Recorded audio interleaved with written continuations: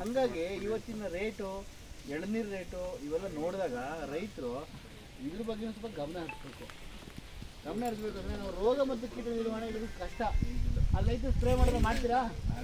ಅದೇ ಪ್ರಾಬ್ಲಮ್ಮು. ಅದಕ್ಕೆ ಏನು ಹೇಳೋದು, ಇದಕ್ಕೆ ಕರೆಕ್ಟಾಗಿ ಪಾತಿ ಮಾಡಿ ಪೋಷಕಾಂಶ ನಿರ್ವಹಣೆ ಚೆನ್ನಾಗಿ ಮಾಡೋದು.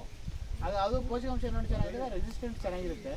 ರೆಸಿಸ್ಟೆನ್ಸ್ ಚೆನ್ನಾಗಿದ್ದಾಗ ಏನಾಗುತ್ತೆ, ಬರೋಂಥ ರೋಗ ಕೀಟನ ತಡ್ಕೊಳ್ತೀವಿ. ಈಗ ನುಸಿ ಬಂತು, ನೀವೇನು ಸ್ಪ್ರೇ ಮಾಡಿದ್ರ? ಏನು ಮಾಡಿದ್ರಿ? ಏನೂ ಮಾಡಿಲ್ಲ ನಾವು. ಅದಾಗೆ ಅದ್ರ ಪಾಡಿಗೆ ಹೋಯ್ತು. ಮಳೆ ಗಿಳೆ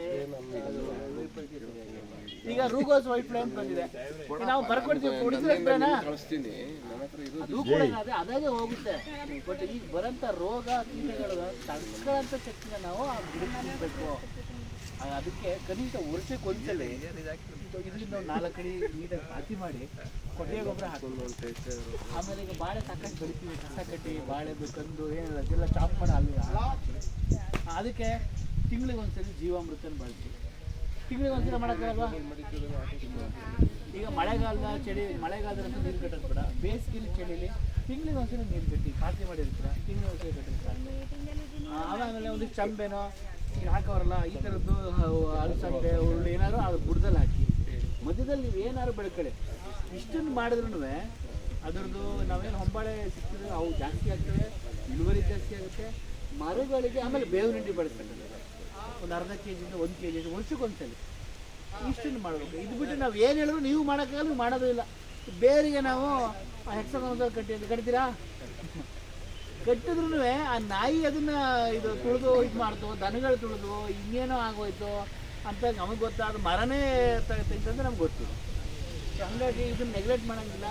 ಯಾಕಂದರೆ ಈಗ ಏನಾದರೆ ನಾವು ಎಲ್ಲ ಕಡೆ ತೆಂಗಿನ ಮರ ಅಂದ್ಕೊಂಡು ಪ್ರಪಂಚಾದ್ಯಂತ ತೆಂಗಿನ ಮರ ಇಲ್ಲ.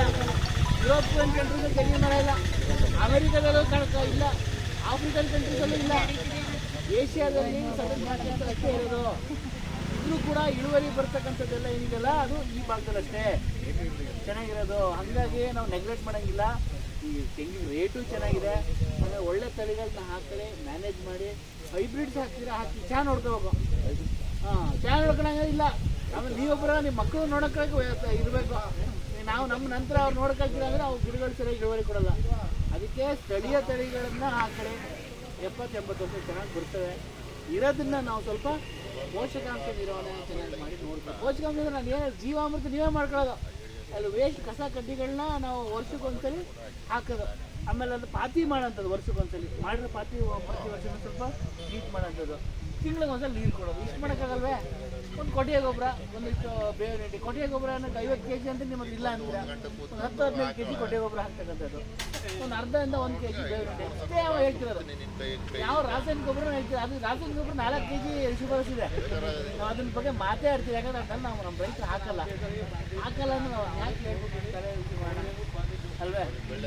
ಏನು ಡೌಟ್ ಇದ್ರೆ ಕೇಳಿ. ನಾವು ಅದಕ್ಕೆ ಏನು ಸಮಸ್ಯೆ ಇದೆ, ನುಸಿಗೂ ಅಷ್ಟೇ ಏನು ಬೇವು ಆಧಾರಿತ ಬೇವೊಂದು ಹಿಂಡಿ ಮತ್ತು ಬೇವಿನ ಎಣ್ಣೆ ಇದನ್ನು ಕರೆಕ್ಟಾಗಿ ಬಳಕೆ ಮಾಡಿದ್ರೆ ನುಸಿನ ನಾವು ಕಂಡು ಮರಕ್ಕೆ 5